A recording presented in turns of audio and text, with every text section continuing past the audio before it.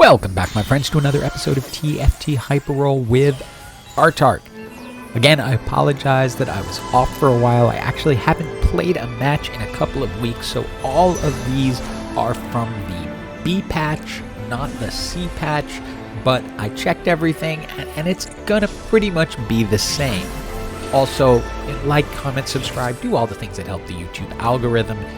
This video is taken from a series that I'm going to put out as a single video later about forcing a particular build, but this one was just so much fun, I wanted to make it its own video. Now you can probably figure out from the champs I'm picking up what I'm trying to do. It's going admin heart, and you would think maybe I would jump on Luden's Echo or the Heart Crown, but they had nerfed Luden's Echo, and you don't need a Heart Crown. There are 6 hearts in the game, so I'm not a fan of getting Heart Crown. I was hoping for new recruit so I could have a larger team, torn between Golden Ticket and Celestial Blessing, but ultimately decide it's never a bad thing to have a little extra healing on your team. So I just want to show you this because it's kind of silly. I had picked up my 2 hearts and I had the 2 brawlers. I was going to put in Camille just to see what the admin's buffs could be, but I didn't want to spoil it because I know that's going to make or break the chance for this team. Generally, when I'm building admin heart, I am looking to create the Soraka items on Lulu, blue buff, Hextech Gunblade, and then some type of damage amplifier. Could be Jeweled Gauntlet, Rabadon's Death Cap, even Giant Slayer can work, but that's generally my goal, which means I'm currently asking Gary for a blue buff, and yep, that'll do it. Thank you, Gary. Tear of the Goddess plus Tear of the Goddess equals blue buff. And at this point, we are on rinse and repeat. Get Soraka items onto Lulu, hopefully transfer them over from Lulu, pick up our admin and heart, and the nice thing is you can get your 6 heart and 4 admin without any help from any augment in the game because there are enough champions to pull it off. Then comes the stressful moment in any admin heart build where you find out what you're going to get. Every 5 seconds, the team gains 12 mana. Every 5 seconds, 12% attack speed. At 40% health, you get a health shield. I decide to go with the mana team-wide because remember, with Heart, each time they cast, they're going to increase the AP on the team. Now, in general, my favorite Heart boosts are the direct AP ones because I usually like to get mana-producing items for the champions, so the Heart champions are casting more often.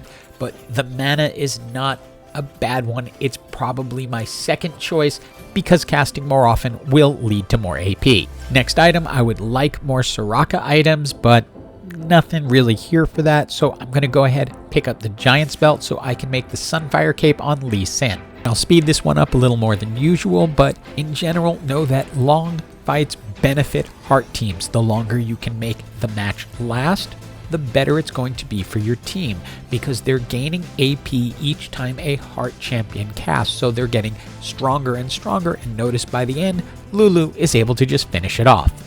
It's time for our hero augment, and we really have the choice between the Lee Sin or the Camille. The Camille is a support augment. It's going to benefit the whole team. This will stack nicely with the Heart trait because not only are they going to be gaining now damage as allies die, but also every time a Heart champion casts, so the team is going to get stronger and stronger. And right now we are just kind of cooking along. This build is going exactly as I would want it to go. We're getting decent augments, we're getting the right champions, we have the beginning of the Soraka items in that we have the blue buff and a BF sword. It shouldn't be too hard to find a needlessly large rod, and then some damage amplifier down the road. It's time for our next item choice, and I don't really hesitate. I grab the needlessly large rod. The reason is I want the Hextech Gunblade. Why pass up the spatula? This late in the match, it is unlikely for me to get another spatula, so I'm going to play the odds and just get the item I know I need. Now the game has thrown me a little bit of a twist. I now am 1 Lulu away from gold. I like to pick up a second silver Lulu just so I can make the transition of items over to Soraka easier, but it threw the rest of them at me and I couldn't resist picking them up. So I'm thinking in my head right now, do I want to go to a gold Lulu and maybe have her carry?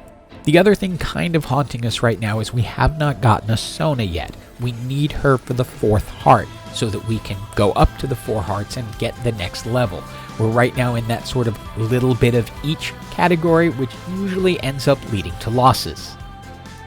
Level 7, it is time to look for Soraka and make the transfer over, but y'all saw the thumbnail, so you know where this is going. There's a gold 3-star Lulu. Guess we are going Lulu carry this game. And the main item we need now is a damage amplifier, needlessly large rod, sparring glove equals jeweled gauntlet, so we pick that up. As for what's left, we're kind of in a weird place. Nothing here fits what we absolutely need, but we can go ahead and pick up the Heart Crest because it will get us there to 6 a little bit sooner. Further, if we go to 7 hearts, it doesn't hurt. Every time a heart champion casts, they're going to be increasing the team's AP. So having 7 hearts isn't going to damage the team, it will actually allow them to build a little bit faster. I put it on LeBlanc simply because she tends to cast more often than the others. This team we're facing has a really strong set that is set, sadly, to face against our team. With that, Dragon's Claw is going to be very resistant to magic damage, so we're going to have a hard time getting through that monster, but likely someone else will be able to. One of the things in TFT is there aren't many builds that cannot be countered. So even when you have a very strong build, someone can come along that can counter it. What you're hoping is that there are other teams playing that will counter that build, and then you can in turn beat the counter build, thereby coming out on top. Heading into 8-1, we find our Soraka, and we can put her in for the 6th heart and 2nd admin. And at this point now, we have the entire team gaining mana, and the next choice would be to be able to gain ability power. This gives us a lot of stacking damage along with the Camille hero augment. We grab the blue buff because that is an item we planned for Soraka from the very beginning. Then I was hoping for a Hextech Gunblade, but that was too much to hope for. We can go ahead and grab the Giant Slayer and also put that on Soraka so it's increasing her damage, and hope that the Hextech Gunblade will come down the line so we can still end up with the perfect Soraka items. Now, I'm not exactly sure why someone was running Super Yumi at this point. It had been completely declawed by now and just didn't have any power.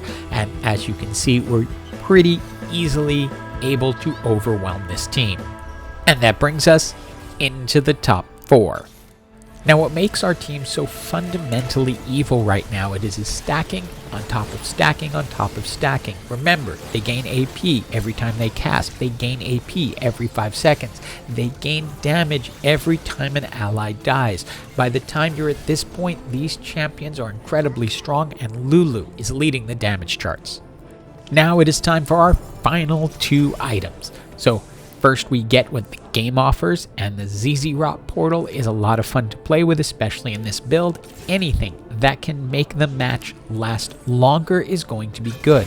So gumming up works with ZZ Rot, why not? Then it gives us a rocket propelled fist, so why not turn Blitzcrank into a Blitzcrank?